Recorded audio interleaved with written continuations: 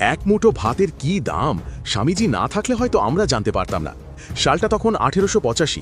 ক্যালান্ত শরীর নিয়ে সেই ছোট নরেন এক মা কালীর ছোট এক মন্দিরে বাইরে শুয়ে পড়ে, পেটে ক্ষুধা নিয়ে।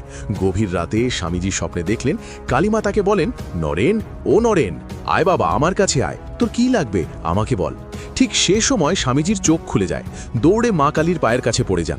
তিনি এসেছিলেন মায়ের কাছে সংসার বাঁচানোর জন্য অর্থ চাইতে। কিন্তু ঘটে গেল এক আজগুবি ঘটনা, যে ঘটনা ইতিহাস আমাদের জানতে দেয়নি। কিন্তু মুখ খুলতেই বেরোলো, মা জ্ঞান দাও।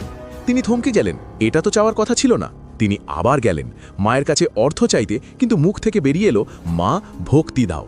তৃতীয়বার একই ঘটনা। সেদিন কোনো মূর্তির কাছে চাইনি, স্বয়ং মা কালী তার সামনে ছিল। মাকে দেখে সব ভুলে গেছিল। সেই দিন নরেন্দ্র বুঝলেন মা কালী তাকে অন্য কিছুর জন্য তৈরি করছেন। আর জন্ম নিল স্বামী বিবেকানন্দ। তারপর তিনি সংসার ছেড়ে সন্ন্যাসের পথ বেছে নেন। স্বামী বিবেকানন্দকে যদি ভালোবেসে থাকো তো কমেন্টে লিখো, জয় স্বামী বিবেকানন্দ, জয় মা।